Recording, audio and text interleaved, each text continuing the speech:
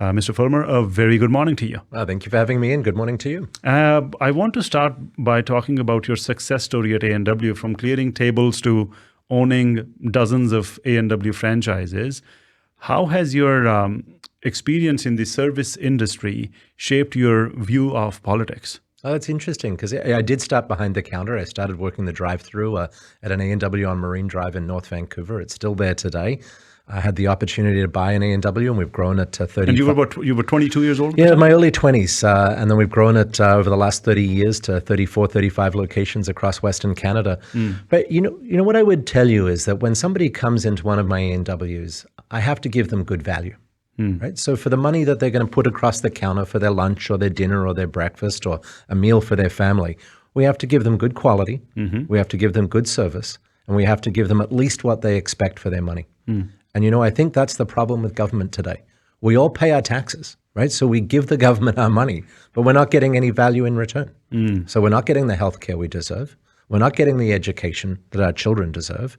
Our streets aren't safe. So the deal between us and our government was we give them taxes and the government gives us the social services we need. Just like at an A&W where you give $12 and you get a great lunch in a clean restaurant with clean washrooms. That's the deal that's broken in British Columbia. Our deal with our government is broken, and I want to bring it back so it feels more like that deal coming into one of my A&Ws where you get a great experience and good value for your money. You should get the same from your government. So, I mean, if we extend that analogy of running the government like a business, essentially, a business has this opportunity or this leeway to cut out non-profitable departments. Sometimes the governments cannot really do that. So where do you draw the line between looking at the operations of a government through a business lens? Yeah, so I think what government has to do is inherently not profitable. Right? Providing healthcare, all of those things is not profitable. And the goal of the government shouldn't be to make money. But the goal of the government should be to spend the same amount or a little bit less than it earns in tax revenue. So not just like any business. When you're in business, you want to grow your revenue, right? And so you grow your tax base for the government, and you want to minimize your expenditure to give people the value they need for as little money as possible. So it doesn't mean cutting, but it just means being efficient. So you do the very best you can with the money that taxpayers trust you with. The BC Conservative Party right now is going through this. I think it's a time for the party to rediscover itself. Because the way the previous election, the party surged into popularity all of a sudden, and then the election was there. And then with BC United, formerly BC Liberals, folding the tent, there was a lot going on at the time. You lost by a margin of less than 700 votes in West Vancouver Sea to Sky region. That narrow loss, what has it taught you, the kind of voter that the BC Conservatives need to win over for a much stronger performance in 2028? That's a great question. I mean, at the next election, and we hope it's before 2028, because we really do want to form government and we need to get the NDP out. I think the things that I learned were that, one, we have to have a big tent, right? We have to appeal to the broadest number of people who are right of center as possible. So whether it's called the Conservative tent, it is today, or it was called something before the Conservatives, came to opposition. We need to make sure that everybody sees themselves in the Conservative Party in BC. And if we're going to win the election, that means we've got to win some people who voted NDP or Green. We've got to win them over at the next election. Like mathematically, that's what we have to do. Or get people who didn't vote last time to come out and vote this time. But I think we only do that by being as appealing as possible to as many British Columbians as possible and reminding British Columbians that we are the government in waiting. Right? We are the people who are going to steward this province, take care of their social services, and minimize their taxes. And I think that's what British Columbians want. So I think they're ready for us. The Conservative parties at different levels have always had this challenge, whether it's federally or provincially, to maintain that big blue tent, because you have some people who are fiscally conservative, but they want to be socially progressive. And there is a clear collision course of that ideology with those who are not only fiscally conservative, but socially conservative as well. And the base of the current BC Conservative Party has certainly got a lot of those people as well who are also socially conservative. So how do you achieve that balance? You said that you potentially not only need to attract the voters who who are already leaning on the right side of the governance spectrum or the political spectrum, but you also maybe need to attract some voters from the Green Party or even from the NDP. So how do you achieve that balance? That's quite a diverse group of ideological supporters. It is a diverse group, and I think when we focus on issues that are really important to British Columbians, we're united. And so if you look at the times when right of center parties have won, we've won when we're united. And when we're not united, we lose. So we need to get united behind the issues that matter to British Columbians. And I tell you, whether you're a social conservative or a fiscal conservative or an ex-BC Liberal or an ex-BC United, you know that healthcare in British Columbia is bad, right? And you know that you're being underserved. So I think we can get united around issues like that. You know, we know we've got to reboot the resource sector to support our economy. We know we've got to reinforce public safety and keep our streets safer. Social conservatives agree with that. Fiscal conservatives agree with that. Federal liberals agree with that. Everybody agrees. So let's get unified behind issues that really are critical to British Columbians. And let's go and fix those problems. Let's go and fix the big problems first. If everybody wants everything they believe in the agenda, we're going to lose elections. When we can all compromise a little and focus on the really important stuff, that's when we're going to win elections. What are your top 3 or 4 priorities? Should you become the leader and then ultimately the premier, what are the things that you would like to fix right in the beginning? Yeah, I mean, this is what British Columbians have been telling me right around the province is, one, they're worried that they don't own their own home. Right? So they're worried the Cowichan decision means their private property rights are at risk. So we've got to fix that. We've got to fix it right away. What does the fix look like? It means repealing absolutely repealing DRIPA. It means enshrining private property rights into legislation immediately. Okay. So British Columbians who worked hard to buy their homes, right? It's their biggest asset usually, that they know that they own it. Issue number 1, we've got to fix it. We'll do it day 1. We've got to get healthcare back on track. How do we do that? So we've just got to redeploy resources, right? We've got 77 people whose title is vice president in healthcare in BC. Alberta has 8, right? We've got 1.8 supervisors and managers for every employee in the Fraser Health region. We've got to deploy resources on the front line. It's about doctors, it's about nurses, it's about doctors and nurses and healthcare providers right across the province. Healthcare is bad in the Lower Mainland. It's bad in Surrey and south of the Fraser. It's even worse in rural communities in BC. We've got to fix this right across the province. We've got to believe that frontline delivery of healthcare is the most important thing, and we redeploy resources from administration to make that happen. We can also, we need to re-credential people, right? We've got so many folks here who come from great universities somewhere else in the world, who are doctors, they're nurses, they're healthcare professionals. Let's accelerate that credentialing so they can get to work here and solve those problems for us. Let's credential, registered nurses. Let's credential nurse practitioners. Let's allow pharmacists to do more than they do in British Columbia. Let's allow pharmacists to do what they do in Alberta so we can take the pressure off doctors.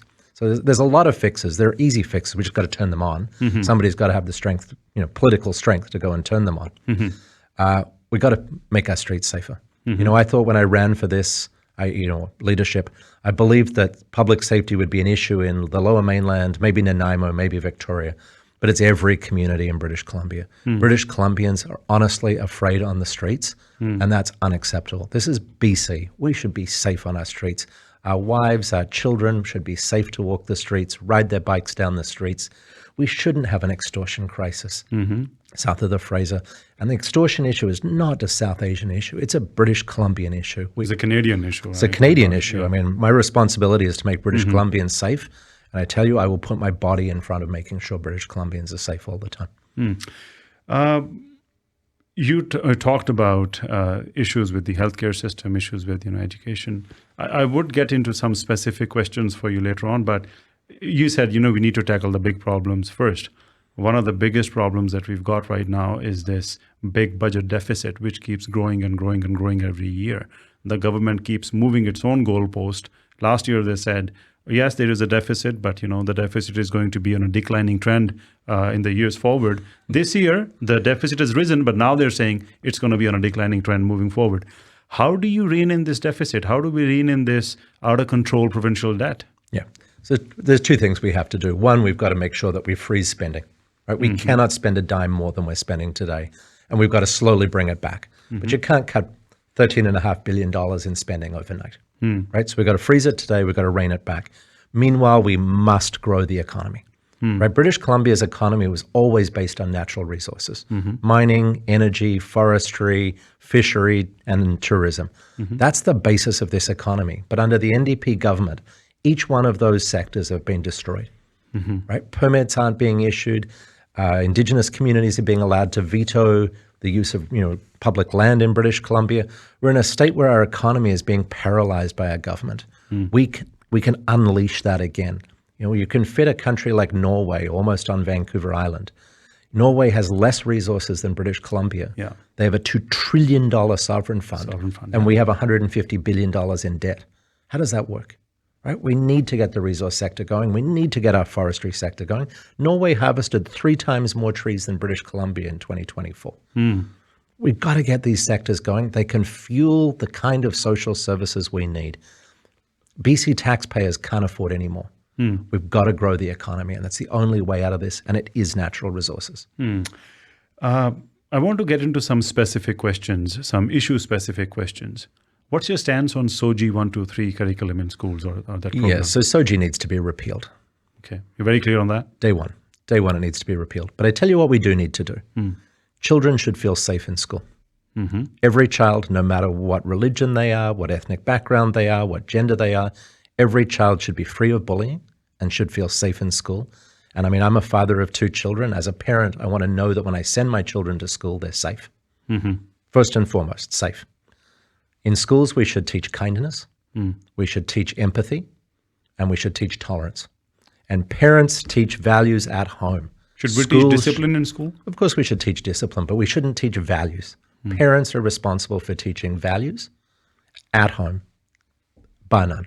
Parents need to have rights. Parents need to be informed about what's happening to their kids at school, and parents need to make the final decision about their children's education every day, no exceptions.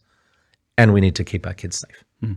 Vaping is a big problem across the province and also in schools, where underage kids are vaping in the washrooms, and some kids are not going into the washrooms during break because there is vaping going on. Do you think the vaping industry should be brought under the umbrella of the provincial government, just how the cannabis and the liquor sector is? Yeah, I think this is an education issue first and foremost. We like every generation has had a vice, right? Kids have had a vice, whether it was drinking or smoking or marijuana. Every generation's had a vice, and it looks like vaping is the vice of this generation.